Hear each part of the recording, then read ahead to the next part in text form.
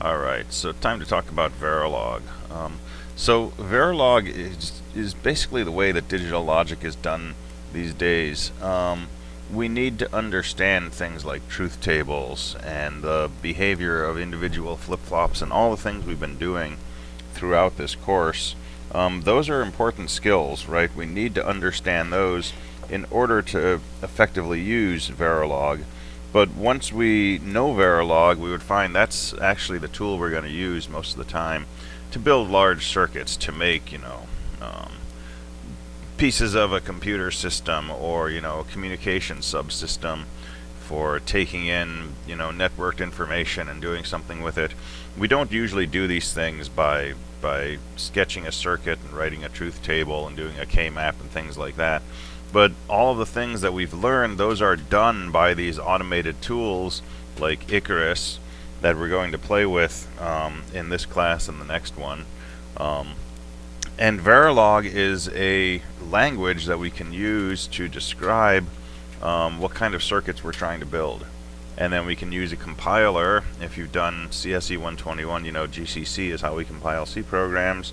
Well, there's a compiler that will compile Verilog statements and basically create a design for a piece of hardware. So there's one main key to understanding Verilog, and for the first year maybe that I messed around with trying to learn Verilog, I did not understand this key. The main thing to remember is that when you write Verilog, you are not writing a program. You are not describing an algorithm. You're describing a piece of hardware. It may sound like a minute distinction, but it's critical, right? When we write a C program, we're describing a step-by-step algorithm. Start off, set I equal to 0. Now increment I by 1. Now compare I to 10. If it's less than 10, now do a print statement. Now go back and increment I again. C programs are, sequential statements. They're algorithms. When you write a Verilog module, you're not describing a set of steps to perform in sequence. You're describing a piece of hardware. You're describing what's going to get connected to what in order to create, a physical unit that acts in a certain way. You're not describing step by step how that unit's going to behave. So we'll see some very specific examples of this. So what we're looking at here is a document I put together a while back, just kind of an introduction to Verilog, and I'm not going to read this, line by line. You can do that, but I'm going to use this as a way to point to some code, and then we're going to go ahead and we're going to hop into some of the simulation tools and actually work with these ideas and see what they do. So the basic unit of a Verilog module is what's called a module, right? It's like a function, or maybe like a program, more like a function in a programming language. And again, a module is not a piece of code. It's a description of a circuit. It's describing a block of components that act a certain way. Right? So as you write Verilog, it's helpful to be thinking about what is the piece of hardware that I'm describing. And sometimes, especially when there's very subtle errors in the behavior of your circuit, coming back and making sure you're thinking about hardware instead of algorithms will help you identify the issue. So here's a very simple module. Module, the name of the module, parentheses, and then the inputs and outputs. So it looks just, like a function. Semicolons are important and fussy in Verilog. We need a semicolon at the end of most statements, but for some reason not at the end of the last statement, which is end module. Spacing is also important. It's got to be module space, mod name, and module has to have no space in it. And I would say in some ways the Verilog compilers are more challenging than the C compiler, because, for example, if I say n space module, I won't get an error, but my code won't do the right thing. Alright, so this is the declaration of a module, right, the module keyword, and then we can list inputs and outputs. For now, we're just going to use the wire statement and say, hey, A, B, and X, these are just, connections from one thing to another. And then we put in the body of our Verilog module, and this is where we actually say what should happen to these inputs to create these outputs. And then end module marks the end of it. And once we've done this, we can refer to this module by name and either stimulate the inputs, look at the outputs, or connect it up to other modules. So here's an example of a basic module. We can have comments, which can be blocks of input with a slash star in the beginning, star slash at the end. This is all a comment. Or we can put a pair of slashes, and everything from there to the end of the line is a comment. We can indent, and we should indent to make our code more readable. We can put vertical space to separate one block of statements from another, and so on. Everything is case sensitive, so this input A is different from an uppercase A. So if you've done C, these are all very familiar notions. Alright, so here's an example of a working module. Right, this is a module called myAnd. It takes in 3 inputs A, B, C. It generates one output X, and it sets X equal to the AND of A, B, and C. So ampersand means AND. And the assign statement says basically connect what's on the left side of the equal sign to what's on the right side of the equal sign. And so if I write that module, let's think about what it's doing internally. And let me set up a doccam.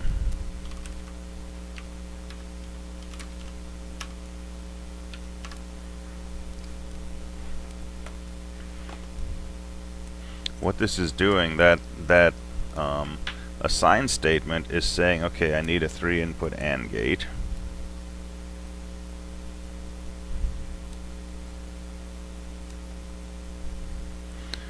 And it's saying, let's take these 3 inputs and connect them to A, B, and C. So when we create the module myAnd, it created a box. It imagines a system diagram with A, B, and C coming in, X coming out. And that assign statement says, let's take A, B, and C, connect them to an AND gate, and then let's assign that output to be our variable X. So we've got something like that. So that module is describing this block of hardware. Alright, so the assign statement is really powerful. It's a way to connect 2 things together. The fact that we have these signals with ampersands in between tells the compiler we need an AND gate. So it has in mind this block. But then this assign statement says take the output of that and connect it to X. So there's basically a wire. If you've done C, you know about the ternary operator. If not, we'll go over it here because the ternary operator is very useful. In a programming language, we could say something like if select equals 1, then assign out equal to in1, else assign out equal to in0. So in a programming language, it would look at the value of select, and if it was equal to 1, then it would do this thing. Otherwise, it would do that thing.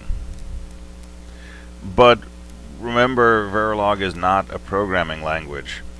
So how can we get the effect of this if select equals 1?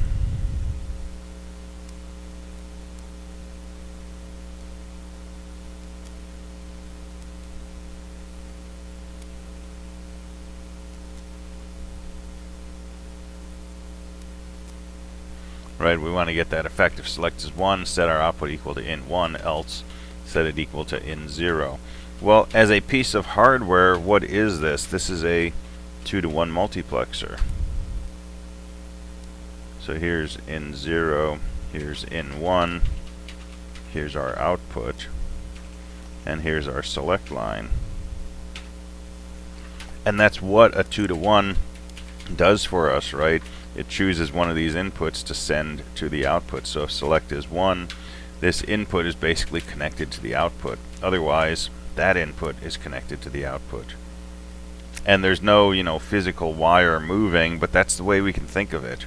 We can think of a switch that either connects input 1 to the output or input 0 to the output. And that switch can be controlled with this select line.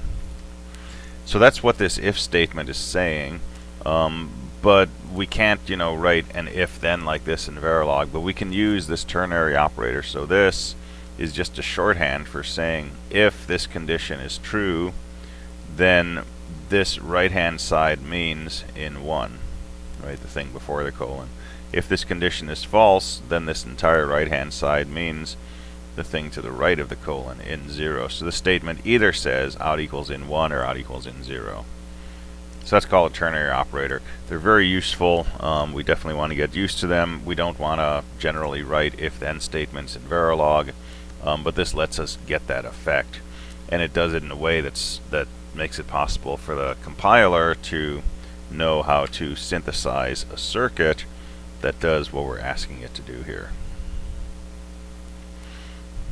Alright, so this is combinational circuits. This is the first part of Engineering 250 when we made combinations of logic gates and we looked at their behavior and we did sum of products and all that. So we can do all of that stuff in Verilog, and we can use an ampersand to mean and we can use a pipe to mean or, and I think we can use a caret to mean XOR, but we'll double check that when we get into some code. But that's not the real power of Verilog, right? So it gets a little more powerful when we start thinking about using modules inside other modules, and we can do that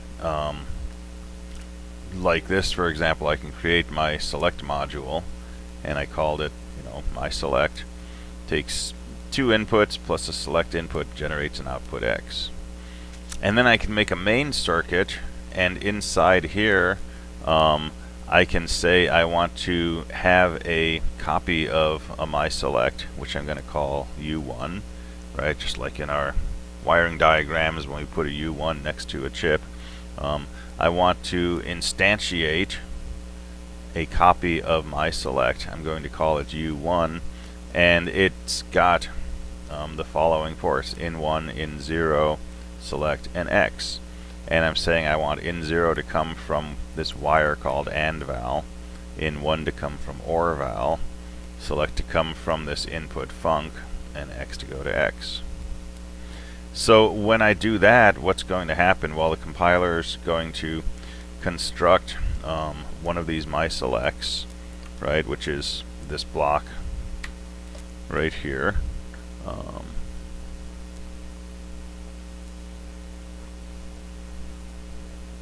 Hold on.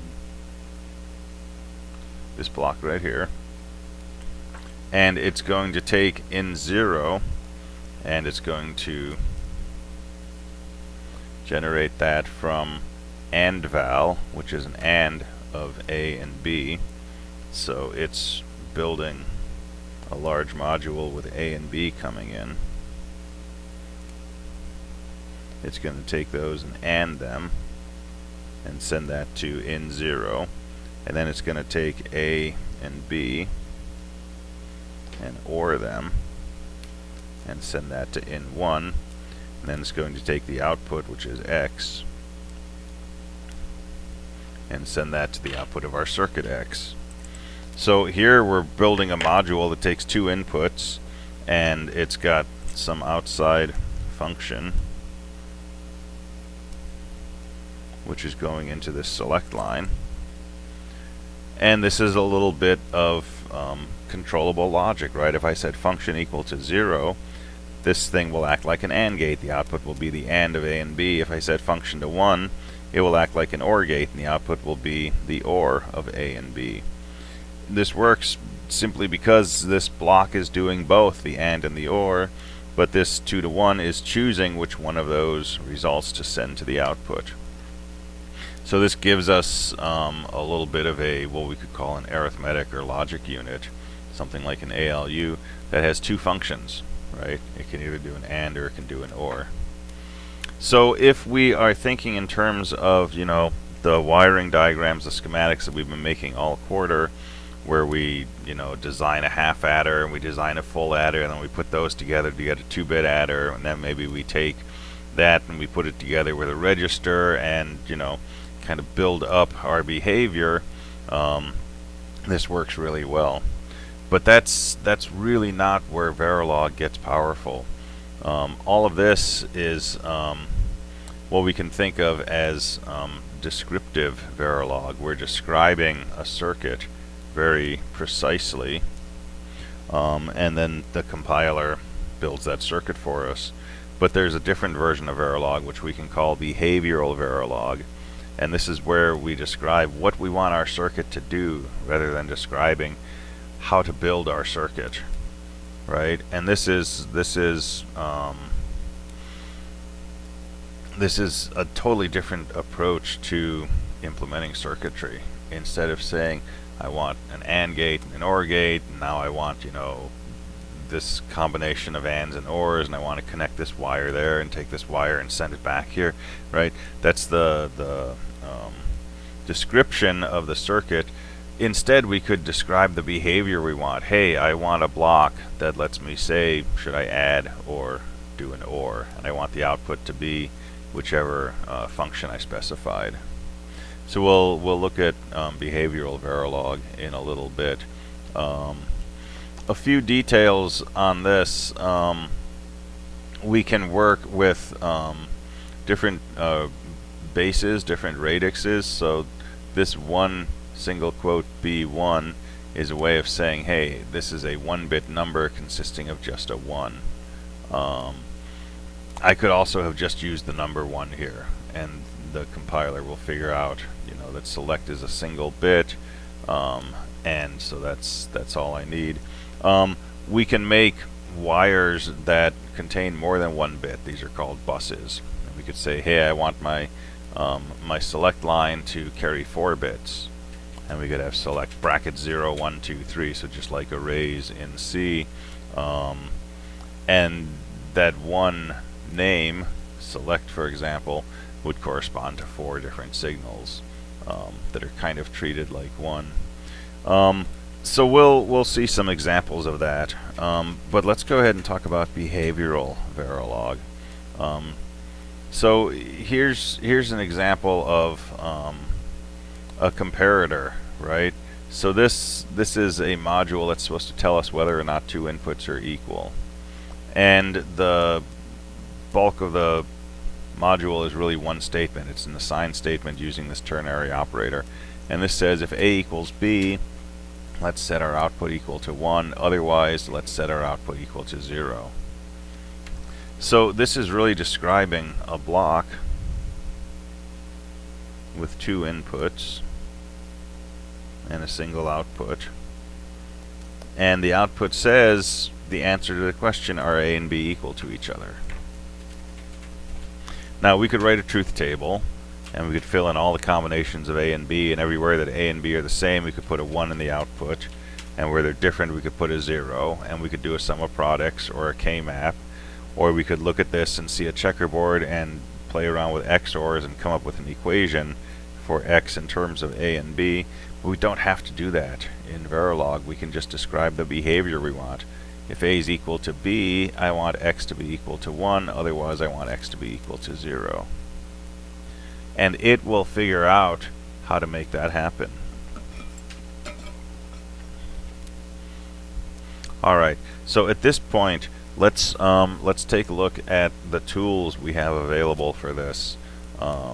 So let me bring this over here. And we have a variety of tools. In the past we've used something called the LDEC HDL Student Edition. It was free software, free for students, comes with a free 1-year license, and it's a integrated suite with an editor and a compiler and a simulation engine and a way to graph results. and it's a really nice tool, and it's really useful that it's available for each of students. But it takes some work to get it installed. And if you don't have access to a Windows PC, you need to get access to a Windows PC and run it on there. And that's getting harder and harder to make happen. There's other free tools available. So one of my favorites is called Icarus. There's an Icarus Verilog compiler and a simulator, and there's a program called GTK Wave that that will let you set up a waveform viewer to see how your signals are changing over time. And this document was written based on Icarus and GTK Wave, so you'll see mention to that, but we're not going to use that for this year's lab. Instead, we're going to use a web-based option called EDA Playground. So that's what I'm going to use in this video. You may see reference in here to Icarus Verilog and GTK Wave. Don't worry about it, right? Take a look at Lab 7, and that will give you the details of the particular tool you're supposed to use, which at the time I'm recording this is probably going to be EDA Playground, but if we change it to Icarus or back to HDL, that'll be in the lab. So I'm just going to go to edaplayground.com.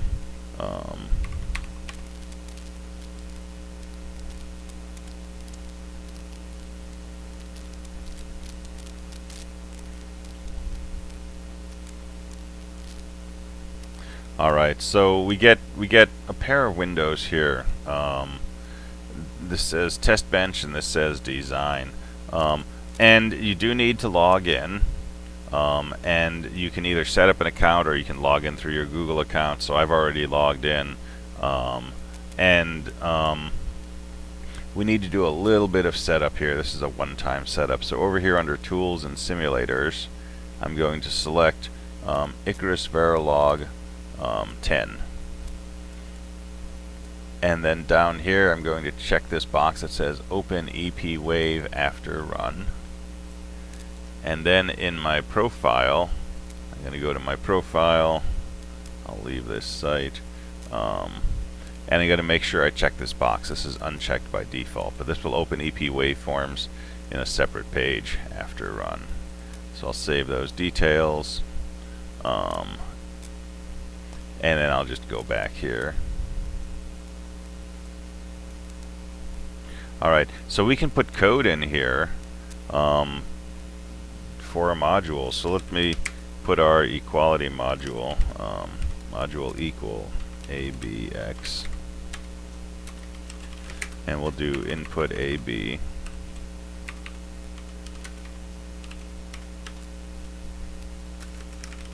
and output X.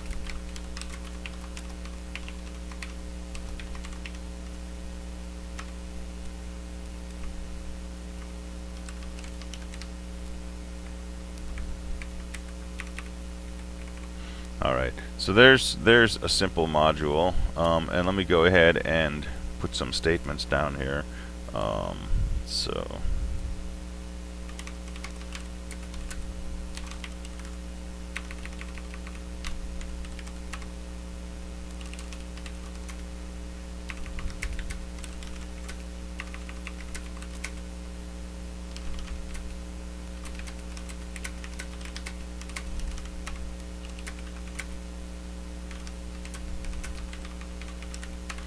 Alright, so there's just a little comment on there telling us what this is going to do.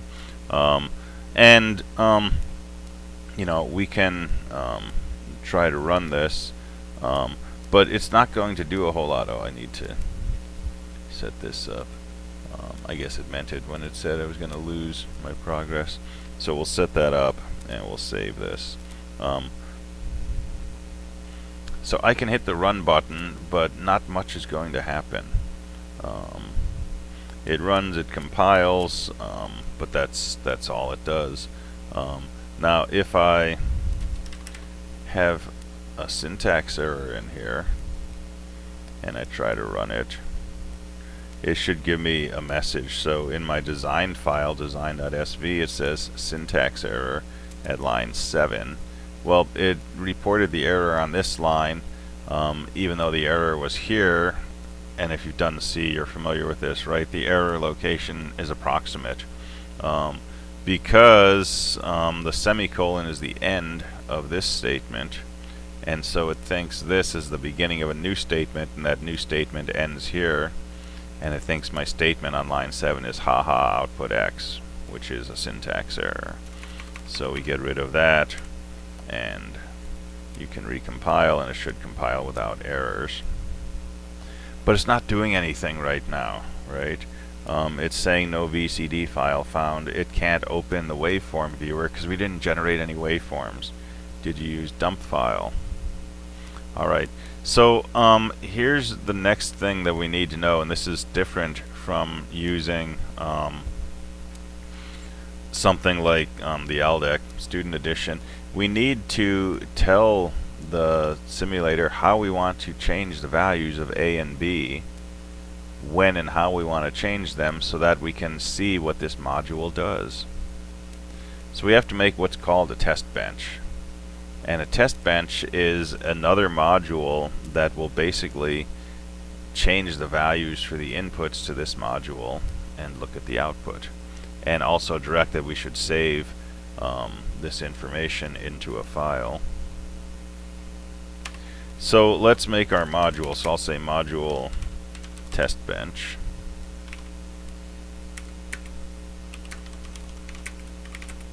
So I'm going to say this is the driver for testing the equal module.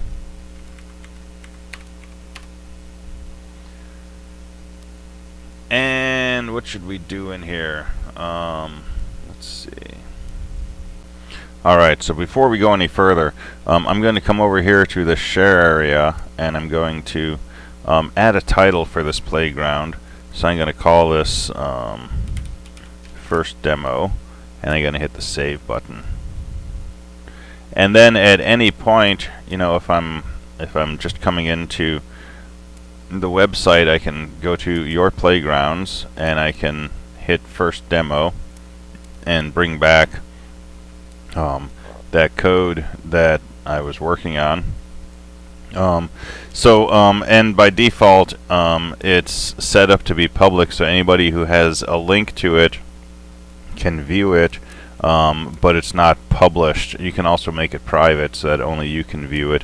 But if you were having issues and you wanted to have me take a look at it, right, you could send me a link to your playground, and I could take a look and see what you're doing, and that can be useful, you know, if you come by office hours and we're screen sharing and so on.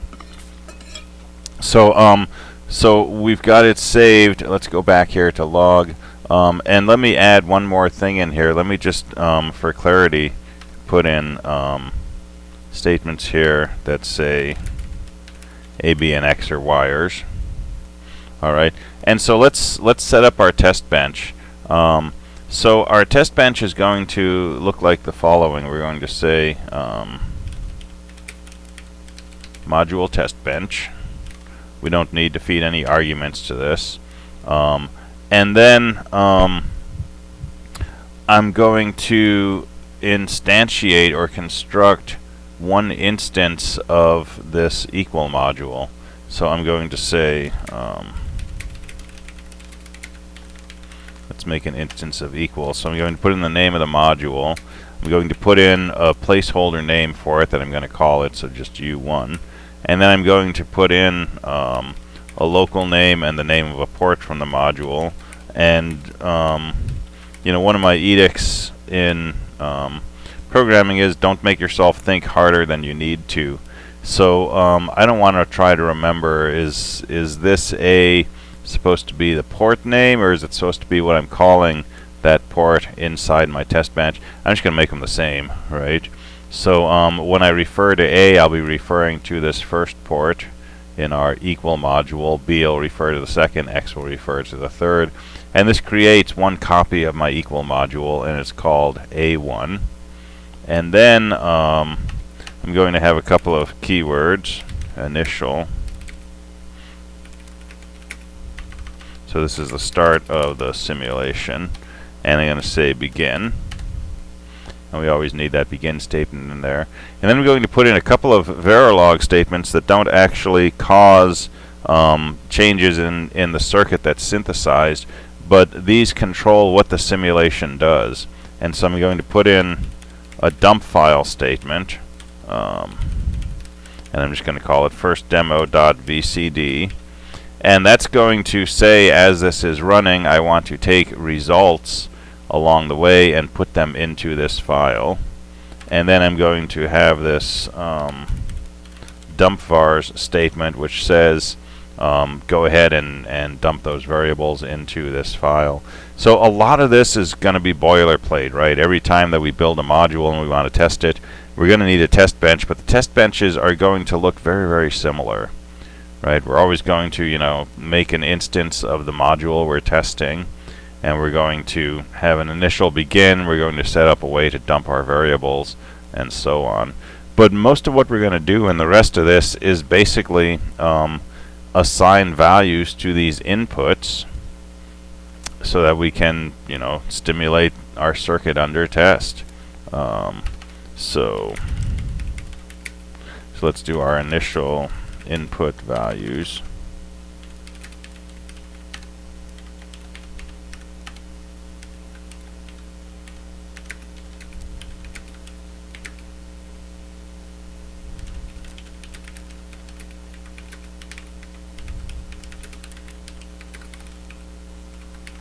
Alright, so we're not going to say assign A equals 0. We're not trying to create a wire between A and ground, right? We want to temporarily set the value of A and B to be 0, and then later on we're going to change those values. So unlike over here where everything was a wire, A and B are going to be a different kind of thing. They're going to be what we call registers. And so up here, let me say register A comma B. But X is going to be a wire because that's going to come from the output port of our module. Alright, so anything that we want to assign values to, we're going to declare to be a reg, and then we can give values to those regs by using this less than equal, this arrow looking thing. Alright, so give those things values, and then we're going to say number sign 10, which says wait 10 nanoseconds. And then let's change A to be a 1 and wait another 10 nanoseconds. And then let's set B to be a 1 and wait another 10 nanoseconds. And then let's change A to be a 0 and wait 10 nanoseconds. And then let's change B to be a 0 and wait 10 nanoseconds. And that's going to be a pretty good set of tests, right? We're basically putting different values into A and B in different combinations in different orders to try to get a good feel for what this equal module is doing. Alright, so then we can say end, and then we can say end module, and that's the end of our test bench. So I'll save that, and let's go ahead and give it a run. Let's see how we did.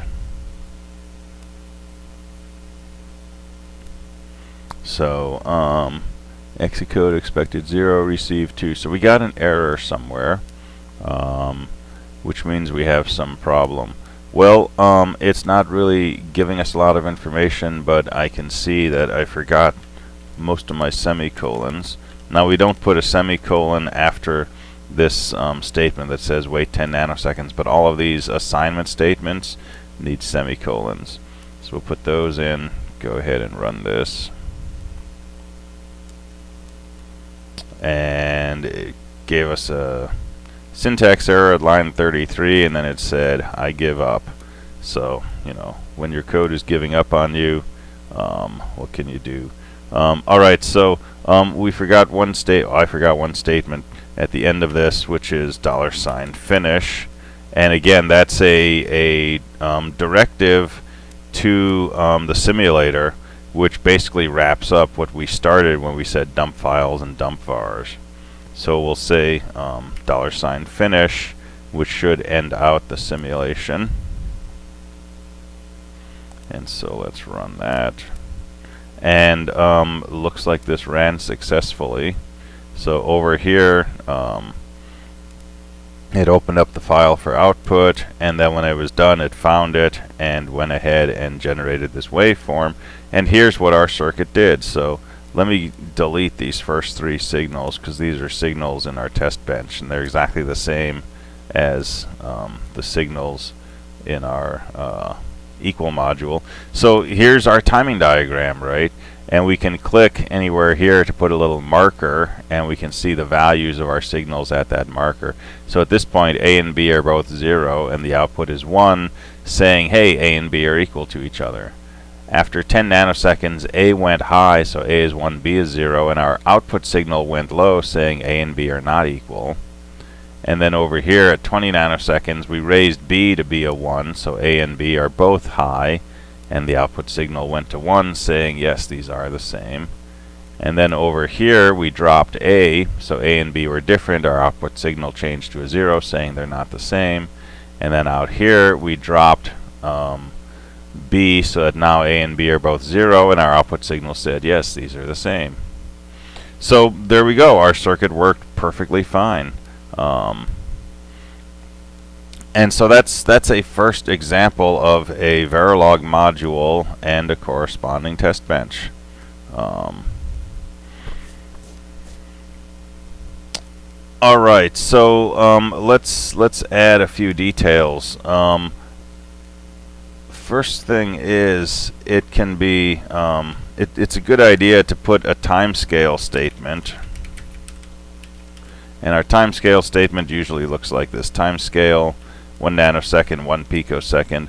This is controlling the simulation and basically saying, how much should it step the simulation by.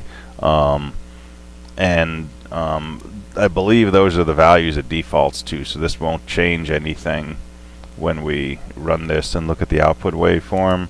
But it's a detail that's good to specify. It keeps things nice and clean.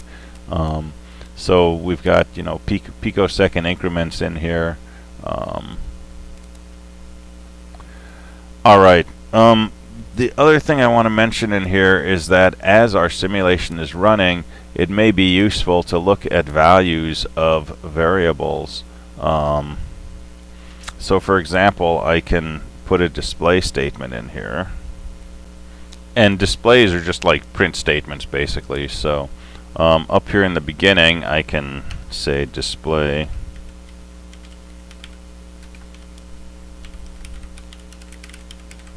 starting simulation, and then down here when I assign A and B values of 0, wait 10 nanoseconds, I can display A equals %D, B equals %D, A comma B. And again, if you've done C, you recognize this as the format of a print statement, printf.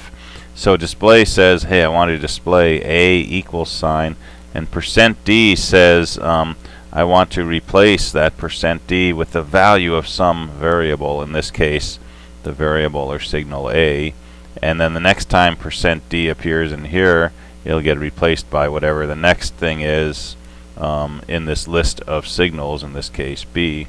So that will display A and B, and we can put these in multiple places. So after we change the value of A, we can display it. After we change the value of B, we can display it, and so on.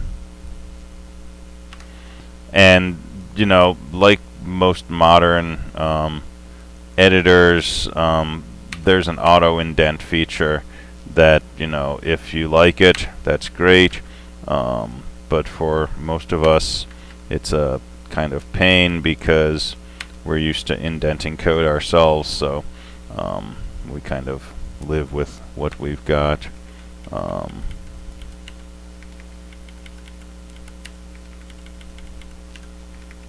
And we can, edit in an outside window and then copy and paste into here. That'll work fine. But this will display the values of our variables as the simulation runs. And if we're not quite at the point where we're ready to see a final waveform because everything's working great, this is helpful for debugging. Unless you make, major numbers of typos, like forgetting the $sign in front of display. So there's our display. So let's go ahead and run this, and we'll ignore the waveform. But if we look at the output, right, it said starting simulation, and then it showed us the values for A and B. I probably should have printed out X also.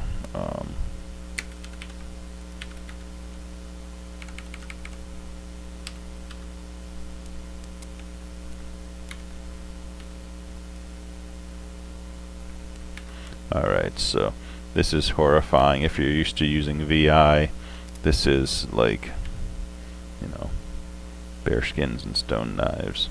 Alright, so let's take a look at the value of X also. And so now from our console we can see, you know, exactly what our module is doing.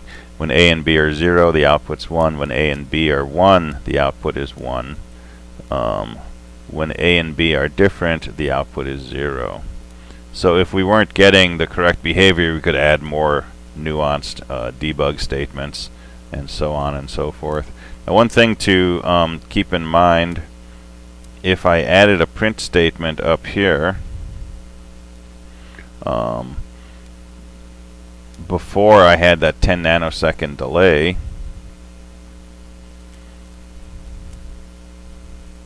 when I look at the result of that first statement, it said A equals X, B equals X, X equals Z.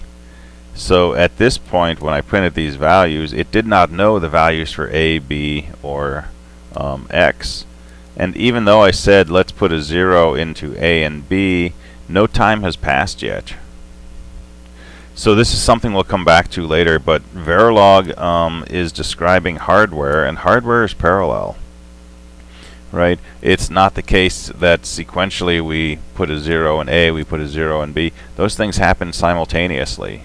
And at the same time, we are displaying the values of A and B. Well, putting a value into a register takes time.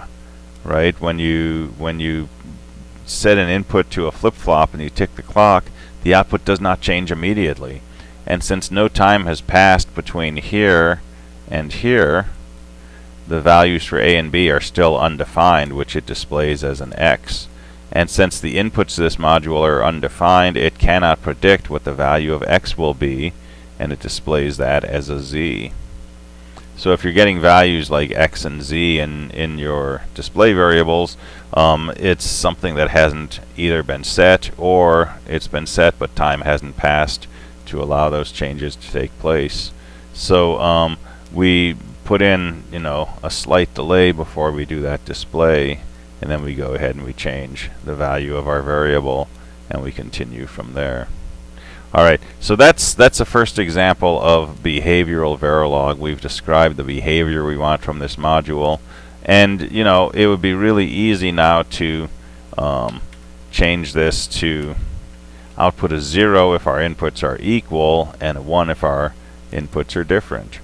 And we can run that and look at the output waveform. And sure enough, if our inputs are, let me get rid of these first three. If our inputs are equal, our output is low. If our inputs are different, 1 and 0 in this case, our output is high. So we've just modified our module to, instead of being an equal module, to be a not equal module. It outputs 1 when the inputs are not the same. And we can see that in the outputs here. Output is 1 when the inputs differ from each other. And you know, all we had to do was change this one line of code. And once you have a test bench set up, right, most of your effort goes into working on the module itself. So the homework problems and the problems in Lab 7 will be designing modules, and so you'll be, you know, making changes over here, and this test bench will mostly stay the same throughout an experiment or a problem.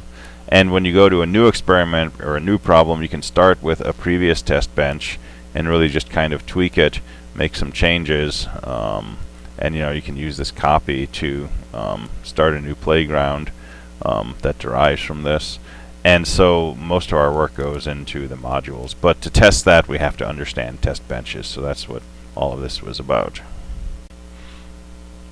Alright, so let's extend our experience with Verilog from a simple logic gate or something easily describable with a truth table to something more complex. Let's go ahead and build an AND gate. And this is easier than you might think. So let me just change my comment up here and say 2-bit adder. And I'm going to change the name of my output to sum, just because that makes a little more sense. So we're going to have two inputs A and B. We're going to have an output sum. But on my input statement, I'm going to do the following. I'm going to say input bracket 1:0 A. And for B, I'm going to say input bracket 1:0 B.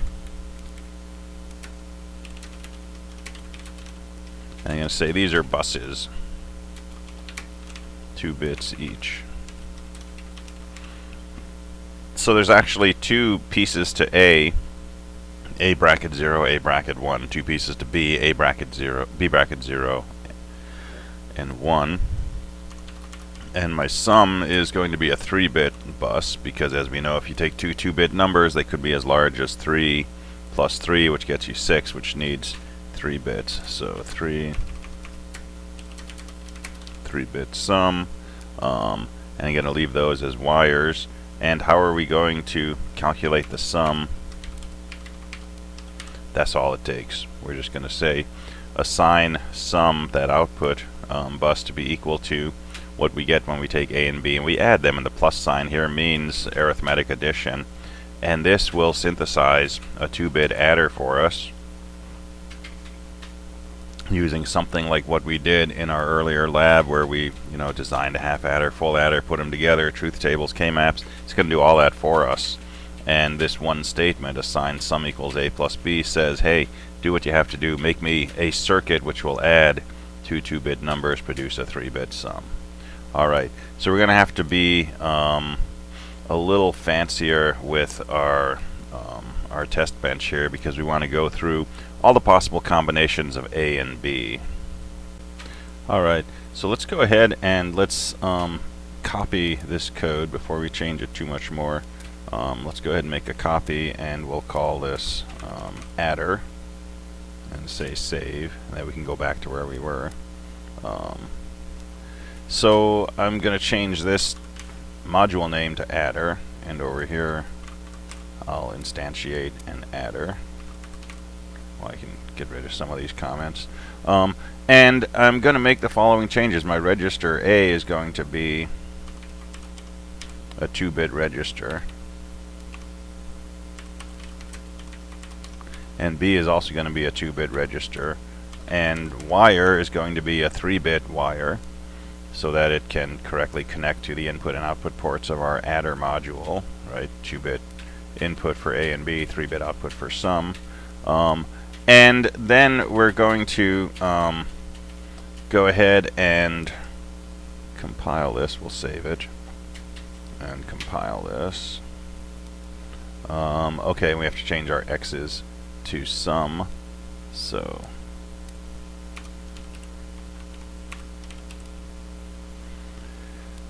let's see.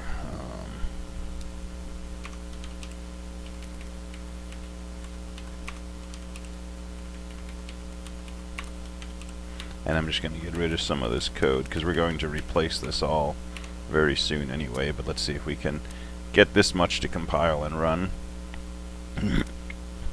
So there we go, it compiles and it runs, and it's doing something. But our A's and B's are not very interesting yet. So, but for example, I can click right here, I can see A is a 1, B is a 0, and so the sum was equal to 1. And here I can see A is 1, B is 1, and sum is equal to 2. And I can expand these buses and see the individual bits of my sum. For example, here's the least significant bit, the middle bit, and the most significant bit. So right here those bits look like 0, 1, and 0. That's why the sum is equal to 2. Alright, so we want to make this a lot more interesting. We don't want to just, try to add 1 and 1, although that's, a good test. But we want to make a loop. And so we can actually put for loops into our Verilog over here, just like we can say dump file and we can say display. We can make a for loop. But we have to understand when we make a for loop over here, we're not building circuitry that loops, right? We're kind of mixing two things. Inside this initial begin block, these are in some way sequential instructions, right, that will drive the input and the monitoring of our unit under test, our adder module in this case. So I'm not going to put for loops over here in my actual module, but I will put them over here in the test bench. And so I'm going to do something like this. So I'll say let's loop over all combinations of A and B. Alright, so I'm going to say for, and I could say for A equals 0, A is less than 4, A plus plus. And that would, presumably loop A to 0, 1, 2, and 3. But this will actually create an infinite loop. And the reason for that is a little subtle, but since A is only 2 bits, the largest that A can get is 3, which means when A is equal to 3 and we say A plus plus, A will go back to 0. And we can see this if we just put a display statement inside this loop. A equals %D. Then when we run this, it will chug for a little while and it'll eventually blow up saying it reached 5,000 lines of output. But if we go all the way back to the beginning of the output, we can see A went from 0 to 1 to 2 to 3 and then back to 0. So so this for loop is never exiting, right? And that's because A is not big enough to reach that terminal value. So rather than add an extra bit to A, what we can do is say for integer num1 equals 0, num1 less than 4, num1 plus plus. And inside here we can say A equals num1. And num1 is a full integer, it can go up to any value, so this should assign A successive values starting from 0 up to and including 3. And when I go back and I look, sure enough, that's what happened to A. So I can make a pair of nested loops now, and I can say inside here for integer num2 equals 0, num2 less than 4, num2 plus plus, begin. And I can say A equals num1, B equals num2, and then I'm going to say let's wait 10 nanoseconds, and now I'm going to do a display statement. A equals %D, B equals %D, sum equals %D, and we'll print out A, B, and sum. And then we'll end that loop and we'll end the initial loop, and that's going to be all we have to do. We'll do our finish statement at the end. So go ahead and run this, and hey, we got a seg fault. That's pretty cool. So we managed to crash the EDA playground. That's kind of exciting. So what could be going on in here? Num2, A equals num1, B equals num2. And as soon as we said A and B, our add module should generate a value for sum, and we should be able to display that value. So I don't know, let me try putting in a longer delay. Let's see if we get lucky with that. Nope, still a seg fault. Alright, so by tinkering with this, I'm able to see the error warning implicit definition of wire sum up here at line 11. We declared x to be a wire, but you know, we changed our x's to sum, so we need to make sum a wire. So let's change that and rerun it. And so we're still getting a seg fault. Alright, so this works fine in C, but Verilog is not C. So I'm going to take the declarations of num1 and num2, and I'm going to move them outside of this initial block, and I'm just going to make them kind of local variables. So I'm going to say integer num1 and num2. So let's uncomment our time delay and our display value, and let's go ahead and run this. And we got lots of output. Let's look at our screen output first. A and B are 0, sum is 0. A and B are 1 and 3, sum is 4. A and B are 2, sum is 4. A is 3, B is 3, sum is 6. So this is correctly adding 2-bit values A and B and producing a sum. And we can look at our waveform, and let me get rid of these inputs. So I'm just going to delete those. Those are coming from the test bench. Let's keep these inputs that are coming from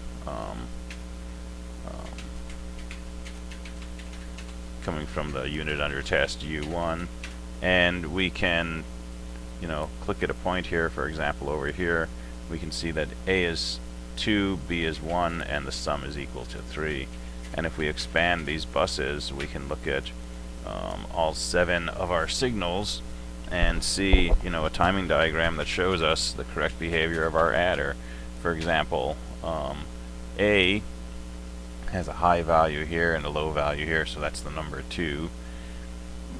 B has a high value here and a low value here, that's the number 2. And sum has a high, low, low, that's the number 4.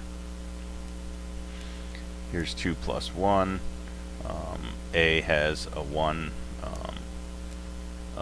low signal right here, followed by a high signal here, so that's the number 1. B has a low and a high, that's the number 1. When we add them together, we get a low, high, low, that's the number 2. So, you know, contained in this waveform is the timing diagram that shows our circuit works correctly.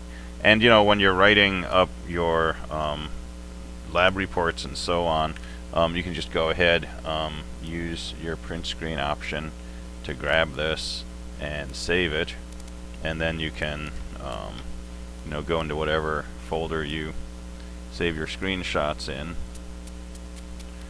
and open up that file, and you know, there's your picture, and you can copy and paste that into your document that's making your lab report and so on, and then you can annotate this if you like, and you know, point out key features of it and so on. So this is really useful for documentation, as is, you know, the source code. Now for source code, don't do a screenshot, right? You've got full access to this. You can just grab this and copy it, and then you can paste it into a document. So don't do screenshots of text, right? Screenshots are great when you have something that is visual, like, you know, a timing waveform, which is made to be displayed in an image. But text, you know, let's always grab this and copy and paste it as text. Same thing with the output, right? I can take all of this output and I can grab that and I can copy and paste it into a document.